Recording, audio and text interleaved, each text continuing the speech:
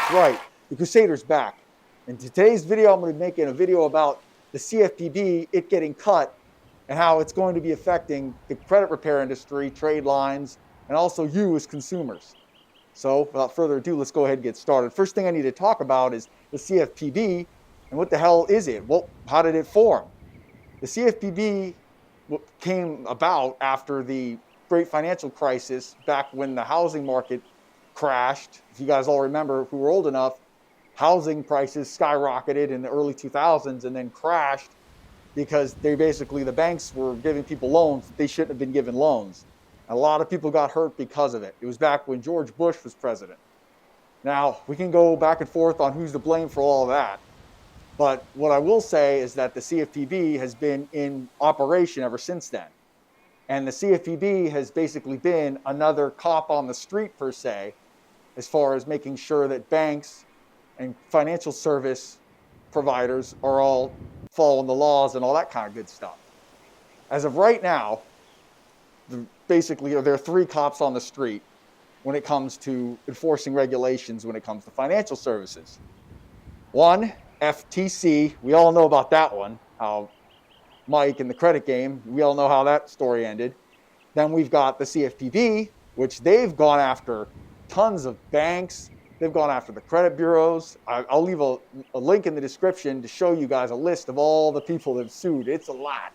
And also they've gone after credit repair services like Lexington Law and Credit Repair Cloud, which I don't understand how they could go after Credit Repair Cloud. Credit Repair Cloud, they were selling software. They weren't even doing credit repairs. So, I mean, that's far beyond me of how they went after Credit Repair Cloud, but they sure as hell did.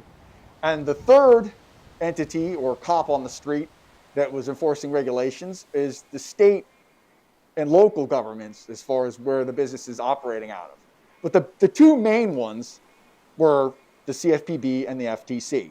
Well, now the CFPB is getting cut, or Elon Musk and Trump, they want to cut the CFPB. The Consumer Financial Protection Bureau, Democrats, including Elizabeth Warren, have said that by freezing it, it's giving big banks and giant corporations the green light to save families. Pocahontas, the faker. That was set up to destroy people. She used that as her little personal agency to go around and destroy people. Now, judges are blocking it and all that good stuff, but chances are it's going to get cut. And Elizabeth Warren, who's a senator, I think she's out of New Hampshire or Massachusetts or whatever, she's the one fighting for it. My name is Elizabeth Warren, and I am here with you to fight for our Consumer Financial Protection Bureau. Now, how will this affect credit repair industry, trade line companies, credit repair companies?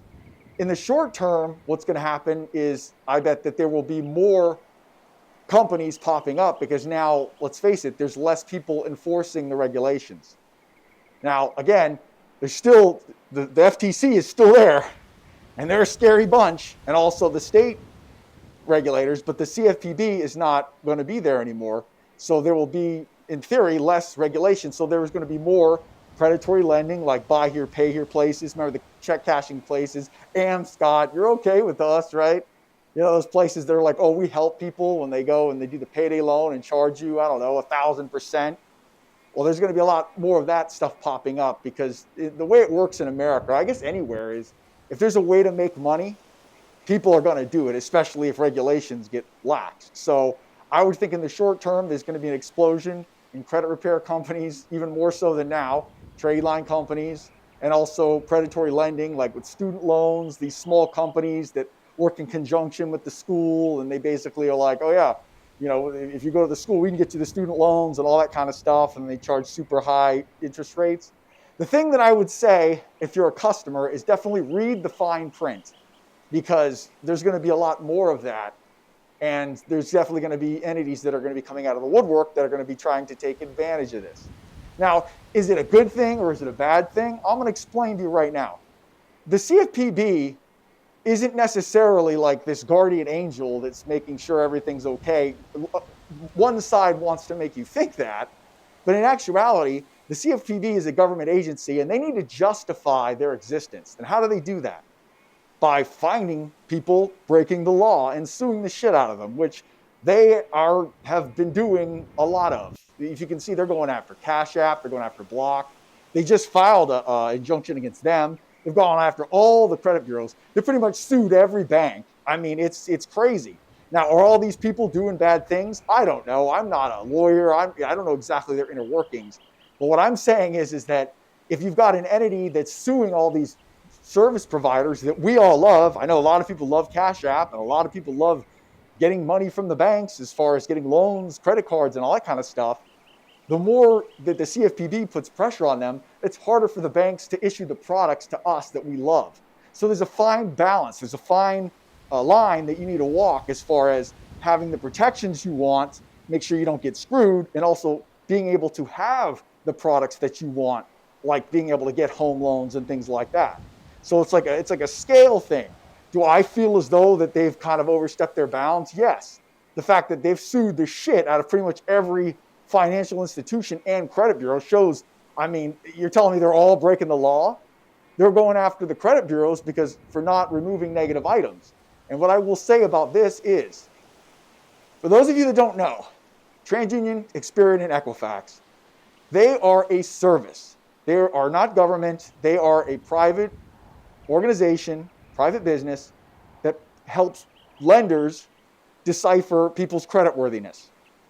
Banks and lenders pay to be able to report to TransUnion, Equifax, Experian. They have to pay to use that service. They have to pay in order to pull someone's credit.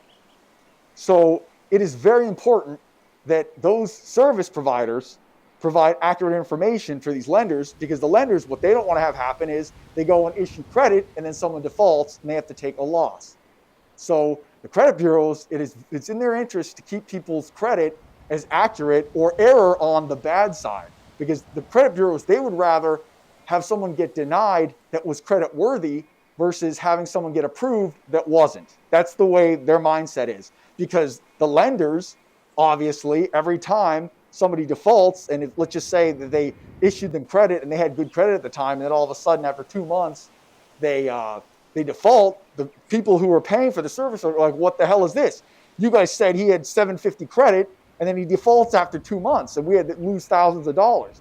What the hell's up? They get pissed. So it's like the credit bureaus, they have to balance the act. I will also say this: when removing negative items, there's a lot of people that think, oh, okay, well, if a debt collection agency tries to call me about a debt, I can say, okay, well, I'll pay for a delete. Now, does that happen sometimes and does it work? Yeah, it sometimes works. But a lot of times, the debt collector will refuse to do that, and I'm going to tell you why. Because if a debt collector who is reporting to the credit bureau, they have to pay to be able to report to the credit bureaus too. If the debt collector removes the negative item because you paid them, the credit bureaus will be like, well, this is an inaccurate thing. You need to keep that on there. They could lose their ability to report to the credit bureaus. And if a debt collector loses their ability to report to the credit bureaus, they might as well not even be a debt collector because they have no leverage against the people they're trying to collect the debt from. So, that's why it's hard to ask for a pay for delete and have them do it. Again, do some debt collectors do it? Yeah. Do they run the risk of losing their ability to report to the credit bureaus? Yes.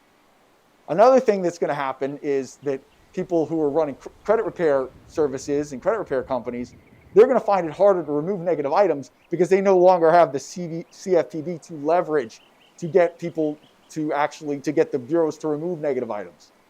Because now the CFPB, who's the watchdog for all of this, they're no longer they're not the cop on the street anymore. So it's going to be harder. So it will definitely be harder to remove negative items.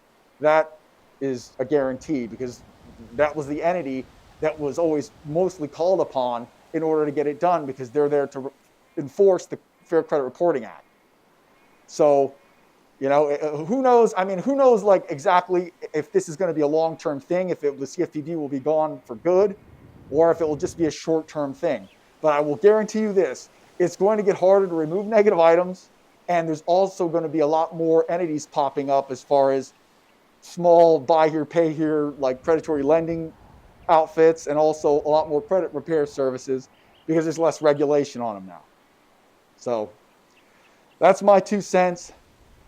As always, don't forget to like and subscribe. Crusader out.